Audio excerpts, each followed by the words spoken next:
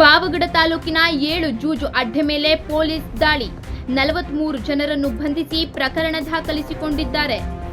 ಯುಗಾದಿ ಹಬ್ಬದ ಹಿನ್ನೆಲೆ ತಾಲೂಕಿನ ಸುಮಾರು 7 ಕಡೆ ಜೂಜಾಟದಲ್ಲಿ ತೊಡಗಿದ್ದ ಸುಮಾರು 43 ಜನ ಜೂಜುಕೋರರನ್ನು ತಾಲೂಕಿನ 4 ಪೊಲೀಸ್ ಠಾಣೆಗಳ ಪೊಲೀಸರು ದಸ್ತಗಿರಿ ಮಾಡಿದ್ದಾರೆ.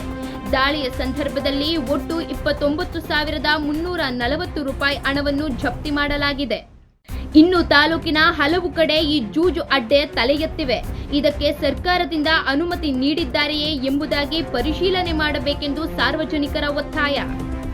ಎಲ್ಲೆಲ್ಲಿ ದಾಳಿ ನಡೆಸಲಾಗಿದೆ ಎಂದು ನೋಡುವುದಾದರೆ ಪಾವಗಡ ಪೊಲೀಸ್ ಠಾಣಾ ವ್ಯಾಪ್ತಿಯ ವೀರಮನಹಳ್ಳಿ ಮತ್ತು ಬೊಮ್ಮತನಹಳ್ಳಿ, ವೈಎನ್ ಹೊಸಕೋಟೆ ಪೊಲೀಸ್ ಠಾಣಾ ವ್ಯಾಪ್ತಿಯ ಮೇಘಲಪಾಳ್ಯ, ಅರಸೀಕೆರೆ ಪೊಲೀಸ್ ಠಾಣಾ ವ್ಯಾಪ್ತಿಯ ಚಿನ್ನಮ್ಮನಹಳ್ಳಿ, ಹೊಟ್ಟೆಬೊಮ್ಮನಹಳ್ಳಿ, ಕ್ಯಾತಗನಹಳ್ಳಿ, ಅದೇ ರೀತಿ ತಿರುಮಣಿ ಪೊಲೀಸ್ ಠಾಣಾ ವ್ಯಾಪ್ತಿಯ ಪೆಂಡ್ಲಿಚಿವಿ ಗ್ರಾಮದಲ್ಲೂ ಸಹ ಜೂಜು ಅಡ್ಡೆ ಮೇಲೆ ಪೊಲೀಸ್ ದಾಳಿ ನಡೆಸಿದ್ದಾರೆ. ಈ ಎಲ್ಲ ಜೂಜು ಅಡ್ಡೆಗಳಲ್ಲಿ ಪಾಲ್ಗೊಂಡಿದ್ದ ಒಟ್ಟು 43 ಜನರನ್ನು ಪೊಲೀಸರು ಬಂಧಿಸಿದ್ದಾರೆ.